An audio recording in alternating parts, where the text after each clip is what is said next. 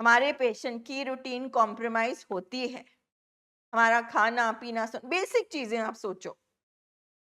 हमारे बहुत सारे ब्रेन डिसऑर्डर के पेशेंट कई बार महीनों महीनों नहाते नहीं। मैं सिर्फ बेसिक चीज कर रही हूँ, उठने में मुश्किल, सोने के टाइम, स्लीप डिसऑर्डर, वो अपनी रूटीन भी नहीं संभाल सकते। उनको जब सोच आती है कोई ओसीडी से रिलेटेड, नशे से रिलेटेड, तो वो सोच उनके दिमाग को इस तरह से जकड़ लेती है कि वो छोटी सी सोच को भी नहीं संभाल पाते, वो अपने मूड्स को भी नहीं संभाल पाते। इतना ज्यादा कईयों को गुस्सा आ जाता है कि वो तोड़ फोड़ करते हैं, या कोई बिल्कुल ही इतने सालों से अंदर रखते जा रहे हैं, रखते जा रहे हैं, रखते जा रहे हैं, केयर नहीं कर सकते, मूड रेगुलेट नहीं होता। दिमाग सोचों का बहाव है, अगर ये बहाव टूट जाएगा तो दिमाग खराब हो जाएगा। अगर मशीन चलती जा रही है, चलती जा रही है, ठीक है, अगर वो रुक गई, उसी को बोलते हैं कि ब्रेन डिसऑर्डर हो गया। अब ब्रेन की मशीन सही तरीके से काम नहीं कर रही। तो ये सब चीजें इस वजह से हुई, और हम इन दोनों चीजों को मानते हैं। ठीक है, तो हमारी फैमिलीज, क्योंकि इस बीमारी का बहुत बड़ा लक्षण है डिनायल, पेशेंट का डिनायल समझ में आता है, क्योंकि पेशेंट की मत इस तरह से काम नहीं करती है। अगर फैमिली का डिनायल पेशेंट के लिए खतरनाक हो सकता है। इतना कुछ होने के बाद ये कुछ स्टेटमेंट, ये अभी कुछ स्टेटमेंट है जो मैंने लिखी हैं, जो हम सब फैमिली से सुनते हैं, जो एक्सेप्टेंस में नहीं आते। उदाहरण के तौर पे, वो मानेगा नहीं। ठीक है, तो हमारा पेशेंट कैसे मानेगा? वो तो अपने आप को ही नहीं मना पा रहा।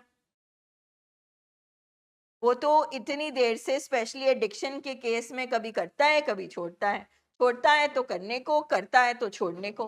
वो तो मेकअप ही नहीं कर पा रहा इतनी देर से। तो फैमिली का मैंने लिखा है, how do we explain the statements by family. Sir, family counsellor, psychologist, जो सारी टीम है जो दिमागी बीमारियों पे काम करती है, जब हम लोग फैमिलीज के साथ बैठते हैं, जब मैं भी कभी एज फैमिली आई थी, ठीक है, हम बोलते हैं हाँ ये बिल्कुल सही है, खत्म हो रही है जिंदगी। इस ऐसी ऐसी स्टेटमेंट मेक करते हैं जब पेशेंट को लेके आते हैं, या मैं मर जाऊं या पेशेंट मर जाए। मैं आपको सब स्टेटमेंट बता रही हूँ जो फैमिलीज बोलती है। मैं तंग आ गई। ठीक है, ये दो चीजें मानने के बाद जब हम ये स्टेटमेंट मेक करते हैं, वो मानेगा नहीं, तो हम अपनी साइंस क्लियर करें, पहले फैक्ट्स क्लियर करें कि अगर वो मानने की कंडीशन में होता, उसका ब्रेन ठीक होता, तो वो यहाँ होता ही नहीं। तो ब्रेन के अस्पताल होते ही नहीं। इतना टाइम कैसे निकलेगा? टाइम किसके लिए निकालना है? टाइम किसके लिए बचाना है? चलो ऐसे बोलो, टाइम किसके लिए चाहिए? बोलो। जॉब के लिए, पैसे कमाने के लिए, शादी करने के लिए, कोठियां बनाने के लिए। बोलो सबके लिए। इससे ना, जब हम बोलते हैं कि हमारे पास टाइम नहीं है, शॉर्टकट कर दो, जल्दी कर दो, तो किसके लिए टाइम बचाना है? क्योंकि सारा कुछ तो दाव पे लगा हुआ है। मतलब ये फैमिलीज को यहाँ पर बैठ के अपने आप से बात करनी है, पेशेंट को आप साइड पे रख दो। आप अपने आप से पूछो किसके लिए टाइम निकालना है। अगर हमारी फैमिलीज क्या बोलती, ओहो घर में शादी है, मतलब फेटल डिजीज है, जानलेवा डिजीज है,